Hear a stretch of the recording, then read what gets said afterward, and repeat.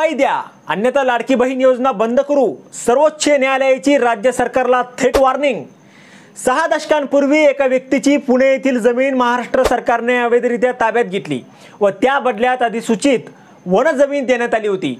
मालकीची जमीन गमावलेल्या व्यक्तीला योग्य भरपाई न दिल्यास लाडकी बहीण, लाडकी सून यासारख्या सर्व योजना बंद करण्याच्या व बेकायदेशीरपणे संपादित केलेल्या जमिनीवर बांधण्यात आलेल्या सर्व इमारती तोडण्याचा आदेश देऊ अशी सक्त ताकीद सर्वोच्च न्यायालयाने देत महाराष्ट्र सरकारला मंगळवारी फटकारला आहे।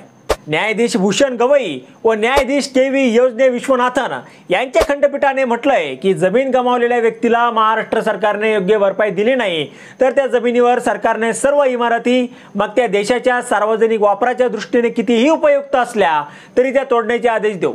1963 सालापासून महाराष्ट्र सरकारने या जमिनीचा अवैधरित्या वापर केलाय। जर या जमिनीचा कायदेशीर ताबा महाराष्ट्र सरकारला हवा असेल तर योग्य भरपाई जमिनीच्या मालकाला द्यावी लागेल। या संदर्भात मुख्य सचिवांनी मुख्यमंत्र्यांशी चर्चा करावी असंही सर्वोच्च न्यायालयाने म्हटलंय। याचिकादाराच्या म्हणण्यानुसार त्यांच्या पूर्वजांनी 1950 साली पुण्यात 24 एकर जमीन विकत घेतली होती। 1963 मध्ये ती राज्य सरकारने ताब्यात घेतली। आम्ही न्यायालयात दाद मागितली, सर्वोच्च न्यायालयापर्यंत जमीन मालकांच्या बाजूनेच निर्णय लागला।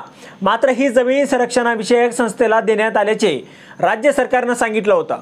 आम्ही पक्षकार नसल्याने ती जमीन परत देणार नाही असं संस्थेने म्हटलं होतं। पर्यायी जमिनीसाठी मुंबई उच्च न्यायालयात याचिका दाखल केली। 2004 साली जमीन दिली, मात्र वन जमीन असल्याचं केंद्र सरकारने कळविले।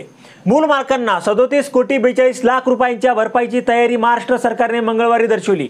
मंगळवारी झालेल्या राज्य मंत्रिमंडळ बैठकीत मुख्यमंत्री एकनाथ शिंदे यांनी महायुतीतील प्रमुखांना त्यांच्या आमदारांना लाडकी बहीण योजनेसंदर्भात वादग्रस्त विधाने न करण्याची तंबी देण्यास सांगितलं।